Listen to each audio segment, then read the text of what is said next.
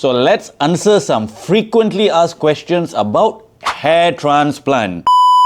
Okay, the first question that people will always ask a doctor during consultation, dari mana doktor kita ambil rambut ni untuk tanam? So rambut ni datang dari area belakang. So area belakang kita panggil occipital area. Sebab tu it's important to come for a consultation so doktor dapat buat penilaian bahagian area belakang sama ada sesuai ke tak sesuai untuk proceed. Number one. So number two, common question, how old baru boleh buat hair transplant? Usually 24 years old and above we will do a hair transplant. In this video I cannot explain because it's going to be a long explanation on why.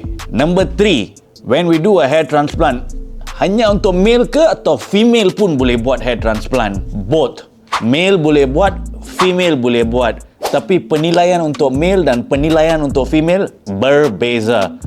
Which is why important to come for a consult. Next question. Selepas tanam rambut dia, berapa lama baru kita akan start tengok results? Bulan ke-4, bulan ke-5 you akan start tengok results. At least 40-50% of your hair is starting to grow. By 1 year, you will see full results. If you have any more questions that you would like to know, nak tahu lebih tentang hair transplant, boleh drop komen kat bawah dan tanya soalan. Dalam video seterusnya doktor akan jawab. Take care guys.